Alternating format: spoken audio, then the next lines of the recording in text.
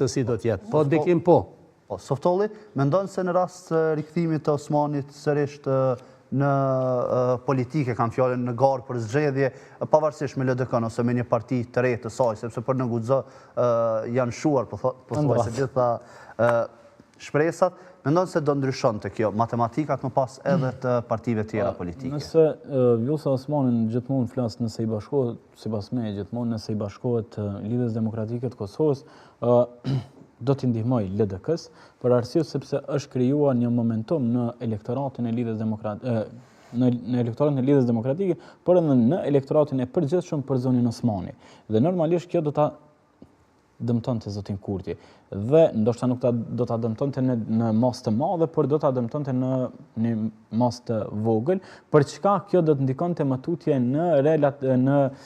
stabilizimin e forcave, pra numrin e deputetëve dhe numrin në përqindje të votave, për çka besoj që si pasojë e kësaj më tutje do ta kemi më të lehtë për të zgjedhur institucionet, për arsye sepse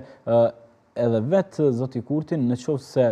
sepse domosdoshmërisht duhet ta pranojmë një fakt kur do të mbahen zgjedhjet, zoti Kurti do deli pari në zgjedhje dhe do t'i takojnë ato cilat janë të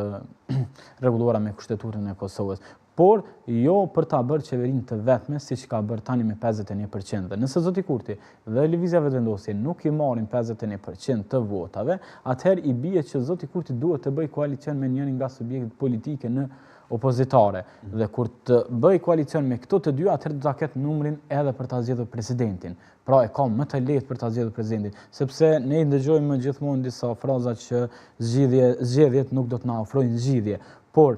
nëse zoti Kurti bie nga përqindja, gjithata do ta donin partitë politike Kurtin atëherë nëse vitin e kaluar pikërisht për shkak të bllokadës që bënën partitë politike opozitare tashmë, edhe e humbëm një vetë të plotë. Atëherë nëse partitë opozitare refuzojnë që të bëjnë koalicion me zotin Kurti, atëherë dhe shkojnë prapë në zgjedhje, atëherë faji tërësisht i mbetet partive opozitare. Por nuk ka qenë njëjta, siç po e them, për zgjedhjet e nëntë shkurtit dhe më tutje për një vetë, dhe besoj që në qoftë se zoti Kurti bie nga përqindja, atëherë do ta kemi më të lehtë për të zgjedhur institucionet. Por se gjithmonë sipas meje, mendoj që me thyrjen e zonës Osmani dhe zotit Kurti, normalisht që do të ketë edhe dallim në numra në zgjedhjet e ardhshme, për arsye sepse zonja Osmani ka një pjesë të elektoratit të dalë nga LDK në Vetëvendosje dhe tani besoj që në ky elektorat do të kthehet në LDK së bashku me zonën Osmani, gjithmonë nëse zonja Osmani shkon në LDK, por në rast se zonja Osmani bën parti të saj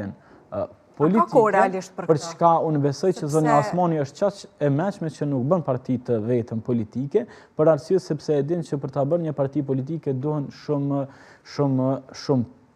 financa, duhen shumë teknikë dhe gjëra të tjera, dhe kjo është aq zonja që ta di këtë. Dhe nëse bën parti të saj, atëherë kjo nuk mund ta kalojë as pragun. Sepse elektorati i zonës Osmani është elektorat nën 5%. Pra po mbetet ndoshta si mundësi më e madhe që t'i bashkohet LDK. Dhe besoj që kjo është. Sepse në intervistën e fundit nuk është edhe e mëhaj. Zonja Osmani do të bashkohet me LDK-n, por çfarë në qoftë se zonja Osmani bashkohet me LDK-n, atëherë PDK-s i rrezikohet vendi i dytë në zgjedhjet e ardhshme, për çka unë mendoj që PDK-ja do të bëjë një koalicion parazgjedhor ose do të shkrihen të dyja partitë nisma Socialdemokrate dhe Aleanca për Ardhmërinë e Kosovës, do të shkrihen në PDK në mënyrë që krahu i luftës të jetë në një pole position ose ta mbajë veten, përndryshe është pamundur, edhe PDK-ja do ta humbë vendin e dytë në qoftë se zonja Osmani bashkangjitet me Demokratikë. Ta skenar që po i përmend Softolli. Është relativ, është mendimi ynë